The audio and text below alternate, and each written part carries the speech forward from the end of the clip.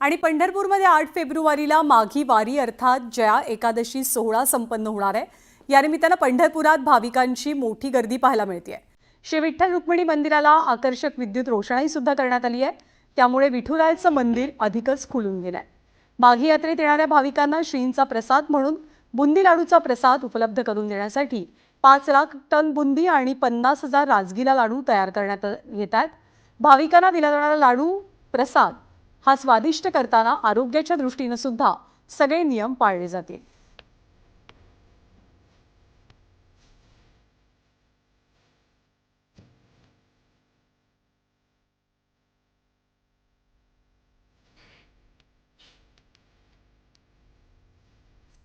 यानंतरची बातमी टोल संदर्भातली आहे। टोल म्हटलं की अनेक जण डोक्याला हातच लावतात, पण आता टोलच्या कटकटीतनं वाहन चालकांची लवकरच सुटका होण्याची शक्यता आहे। कारण केंद्र सरकारची एक योजना, केंद्र सरकार आता वाहन चालकांना मोठा दिलासा देण्याच्या विचारात आहे।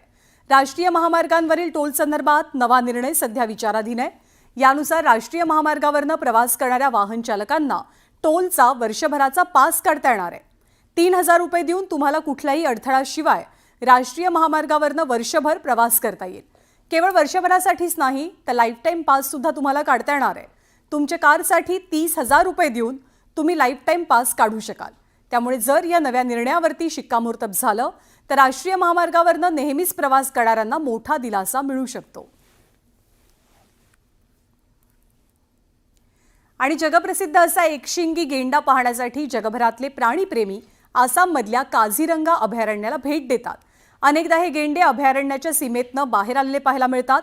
असाच एक मादी गेंडा तिच्या पिल्लासह अभयारण्याच्या बाहेर आली होती आणि पर्यटकांना अगदी रस्त्यावरतीच हे सुखद दृश्य अनुभवता आलं।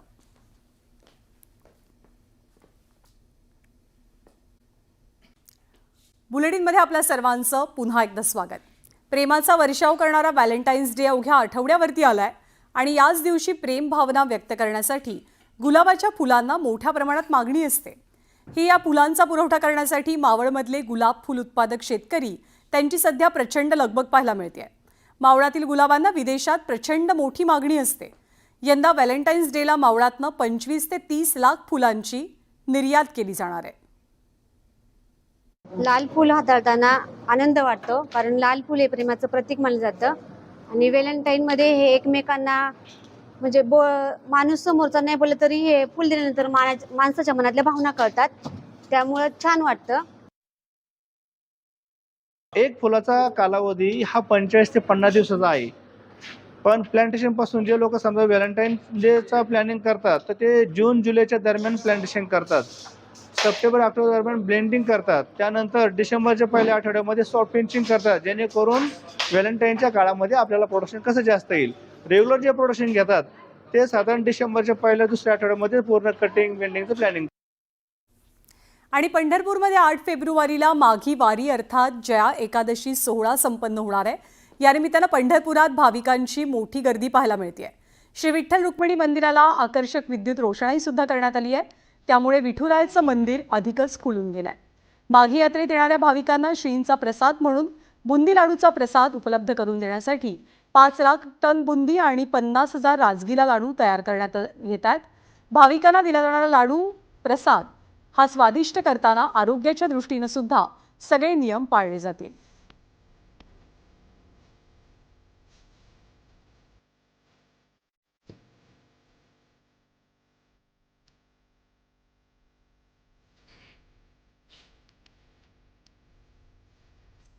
यानंतरची बातमी टोल संदर्भातली आहे।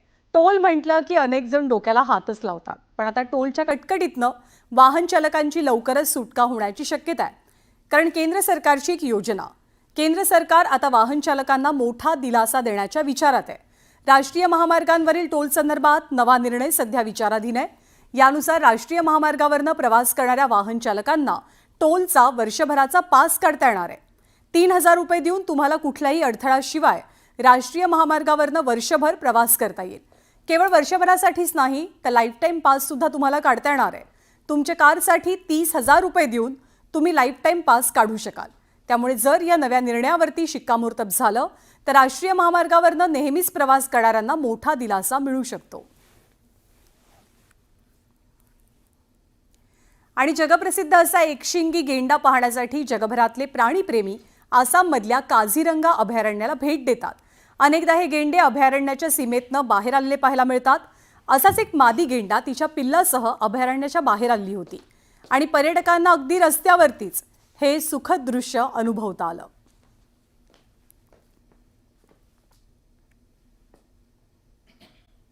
जगभरामध्ये बिबट्यांच्या हल्ल्यात मोठी वाढ झाली आहे.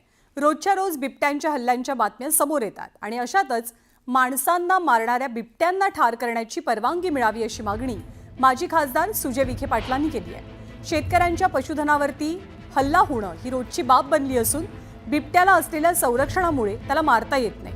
याच विरोधात सुजय विखे पाटील कोर्टातही जाणार आहेत. माणसांना मारायला बिबट्याला परवानगी, पण बिबट्याला मारायला माणसांना परवानगी नाही. या विषयावर आपण मोठ्या वकिलांचे सल्ले घेतोय आणि मला विश्वास आहे की माननीय न्यायालय या गोष्टीची दखल घेऊन बिबट्याला हे ज्या पद्धतीने एंडेजर्ड स्पीशीच्या कॅटेगरीमध्ये आहे, 1000 बिबटे इथं उपलब्ध आहेत. एंडेजर्डचा विषयच राहिलेला नाही. आणि आज ज्या पद्धतीने मृत्यू होऊ राहिलेत, तर मॅन इटर किंवा माणसांना मारणाऱ्या बिबट्यांना मारण्याची परवानगी मिळावी अशी जनहित याचिका आम्ही दाखल करणार. तर पुढची बातमी पाहूया. लाडकी बहीण योजनेमधल्या लाभार्थ्यांची आता फेर पडताळणी सुरू झाली आहे. त्यामुळे कारवाईच्या भीतीनं अनेकांनी स्वतःहूनच माघार घेतली. असंच हिंगोली जिल्ह्यात लाडकी बहीण योजनेतनं 8 महिलांनी अर्ज मागे घेतले. पण या 8 अर्जांपैकी 4 अर्ज पुरुषांनी केलेले असल्याची धक्कादायक माहिती मिळाली आहे. या 4 पुरुषांनी लाडकी बहीण योजनेचे 6 हप्ते सुद्धा घेतलेत. शिवाजी मुंजाजी भांडे, महेश शिवाजी भांडे, गजानन रामराव काळे आणि रामराव संतोबा काळे अशी चौघांची नावं आहेत. आता हिंगोली जिल्ह्यात लाडकी बहीण योजनेचे 4 पुरुषांनी फायदे घेतलेत. फोटो डुप्लिकेट वापरले, डॉक्युमेंट डुप्लिकेट दिले, अशी त्यांच्यावर ऍक्शन घेतली जाईल, त्यांच्यावर कारवाई केली जाईल. असं पुरुषांनी केलेलं असेल तर 100% कारवाई केली जाईल.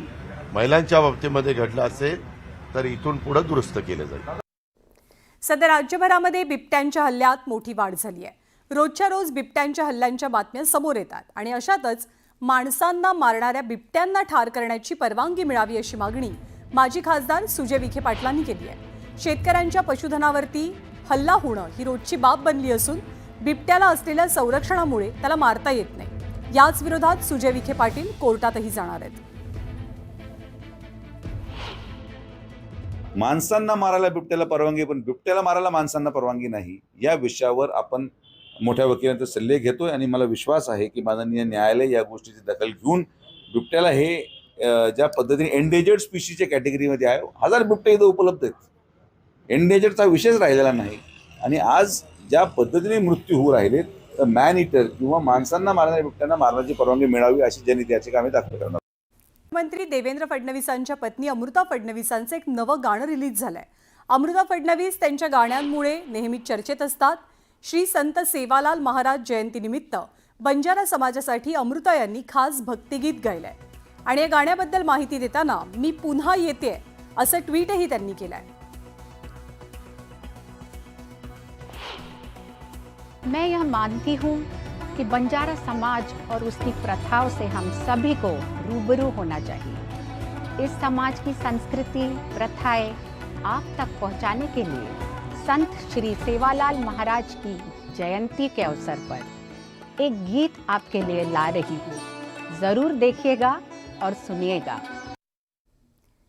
आणि यानंतर पुढची बातमी पाहूया. लाडकी बहीण योजनेमधल्या लाभार्थ्यांची आता फेर पडताळणी सुरू झाली आहे. त्यामुळे कारवाईच्या भीतीनं अनेकांनी स्वतःहूनच माघार घेतली. असंच हिंगोली जिल्ह्यात लाडकी बहीण योजनेतनं 8 महिलांनी अर्ज मागे घेतले. पण या 8 अर्जांपैकी 4 अर्ज पुरुषांनी केलेले असल्याची धक्कादायक माहिती मिळाली आहे. या 4 पुरुषांनी लाडकी बहीण योजनेचे 6 हप्ते सुद्धा घेतलेत. शिवाजी मुंजाजी भांडे, महेश शिवाजी भांडे, गजानन रामराव काळे आणि रामराव संतोबा काळे अशी चौघांची नावं आहेत. आता हिंगोली जिल्ह्यात लाडकी बहीण योजनेचे 4 पुरुषांनी फायदे घेतलेत. फोटो डुप्लिकेट वापरले, डॉक्युमेंट डुप्लिकेट दिले, अशी त्यांच्यावर ऍक्शन घेतली जाईल, त्यांच्यावर कारवाई केली जाईल.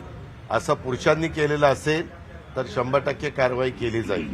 महिलांच्या बाबतीमध्ये घडलं असेल तर इथून पुढे दुरुस्त केलं जाईल.